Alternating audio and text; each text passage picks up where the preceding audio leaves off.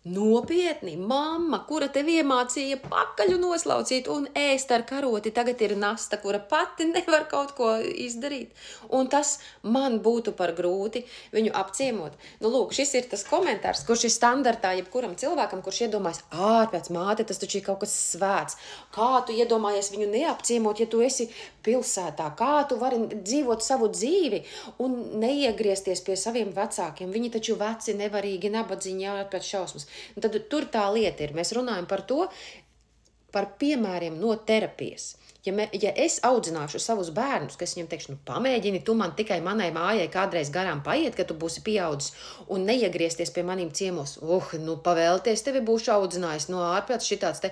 Tā ir noniecināšana. Kā jums nāk prātā tā doma, kad tā ir nasta doties pie cilvēkiem, kuri jums sagādā labu garastāvokli, kuri tiešām par jums ir parūpējušies. Tikai tāpēc, ka kāds man pakaļ ir iemācījis noslaucīt, dēļ tā man ir jālaiza kāda cita pakaļa, nu es neesmu tādās domās, ka man tas būtu jāmāca, piemēram, saviem bērniem. Viņi savos jaunajos gados, viņi jau tagad man parāda, kad viņiem nav vajadzīgs, lai es viņiem sēžu no rīta līdz vakaram blakām, turu rociņu un esmu visu laiku klātesoši. Tad, kad viņam tas ir vajadzīgs, viņi paprasa, un mēs mūsu laikus saskaņojam, lai mēs varam spēlēt spēles, darīt kādas aktivitātes, iziet pastaigāties, aizbraukt kaut kur izklaidēties.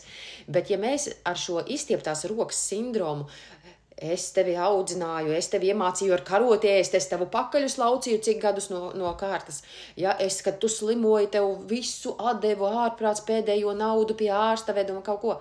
Tad tev nav jādzīvo kā pēdējiem ubagam dēļ taviem bērniem. Tev viņi jārada no pārpilnības stāvokļa, nevis tāpēc, ka man būs, kas par mani nākotnē parūpējās.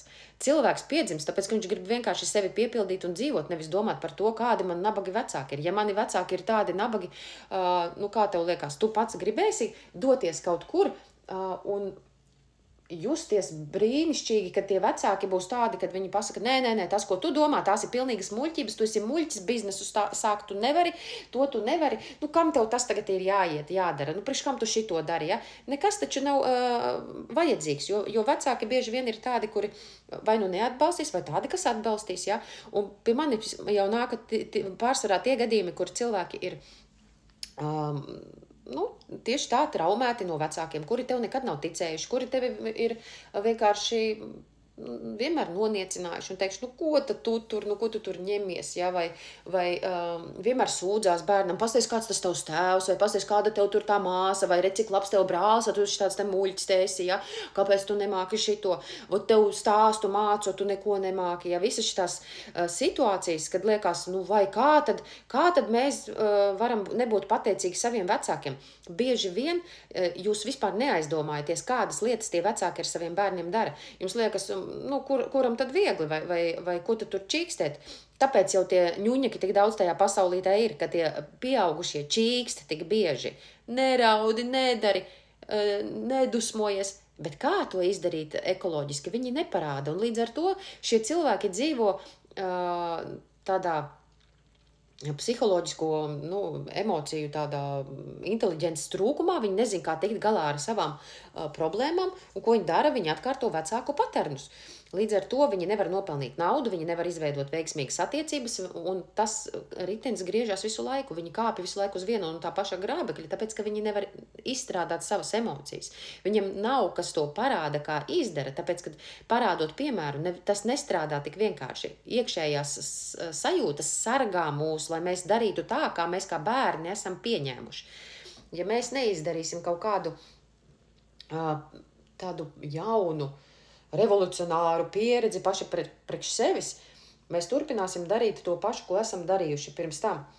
Lūk, un ja jums liekas, kad mātes un tēvi tie vienmēr ir tie svētākie, kad jāiet un viņi jāaprauga, tad lielākā daļa ir uzauguši ģimenēs, kur ir emocionāla vardarbība, alkoholisms, un pēc tam, tad, kad tā māte varbūt vai tēvs ir labojušies, viņi pret to bērnu izturās joprojām tāpatās, ka tev man viss ir jāpalīdz.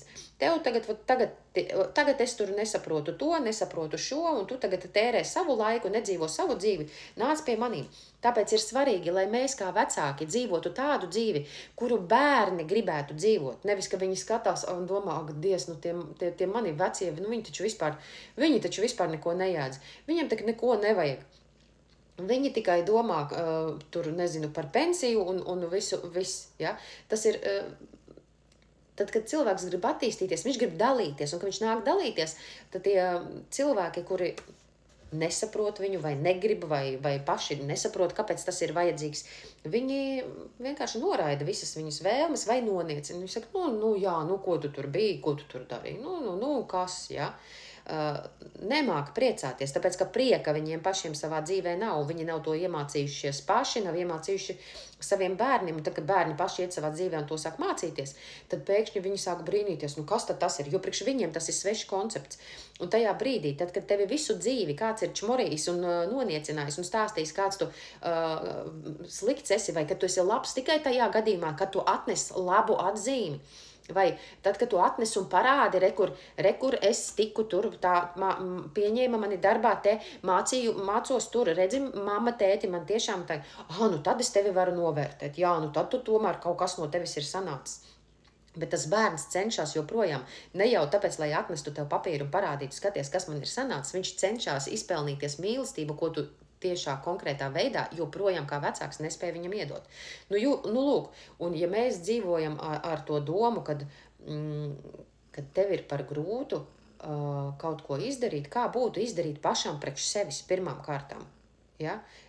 Tad, kad attiecības ir brīnišķīgas un lielisks, ļoti bieži var sanākt tā, kad mēs vienkārši veltam attiecībās laiku arī saviem vecākiem.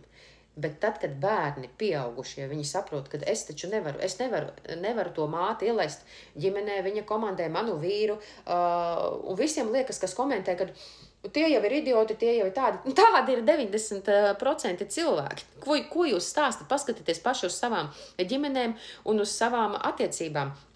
Kādas jums ir sievas un vīra mātes, kādas ir jūsu mātes pašas un tēvi, ja, kuri nāk un kā viņi iesaistās, vai varbūt vispār neiesaistās un neliekās vispār nezinis par to, kas jūsu ģimenē tur notiek, ja, vai iesaistās pa daudz, lai būtu šī patīkamā tāda enerģetiskā apmaiņa, kad vecvecāki grib redzēt savus mazbērnus, vai mēs gribam redzēt savus vecākus, un mēs kaut kādā veidā komunicējam, tāpēc, ka mums ir patīkami un mums joprojām ir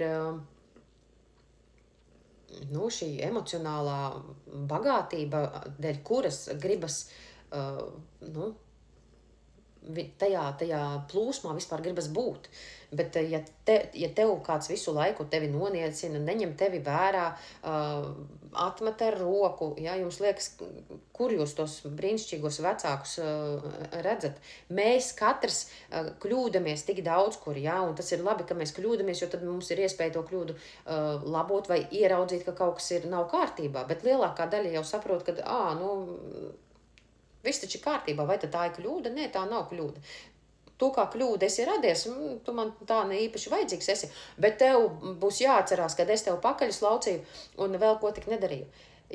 Jūs nevarat iedomāties terapijās, kādas ir tās problēmas. Ja? Jums liekas, ka tas ir ļoti vienkārši, bet cepuri nost tiem cilvēkiem, kuri ar to visu strādā, kuri vismaz var pateikt, kad tajā brīdī, kad man ir toksiskas attiecības ar saviem vecākiem, kad es varu pateikt viņam, klausies, vai nu tu ar mani komunicēsi tā, ka tu mani cienīsi un respektēsi, jo savādāk es pie tevim nevaru ierasties un justies labi, vai kāpēc gan man tas būtu jādara, tikai tāpēc, ka tu esi mans vecāks, man jāliec galva, jo tu man esi barojis ar saviem kaut kādiem noniecinājumiem, rupjībām un aizvainojumiem, čīkstējis pa dzīvi, kad redz, cik briesmīgi, re kāds tev tēvs, re kāds tev tur vectēvs vai vēl kāds tur, redz, cik man grūti vai vēl kaut kas.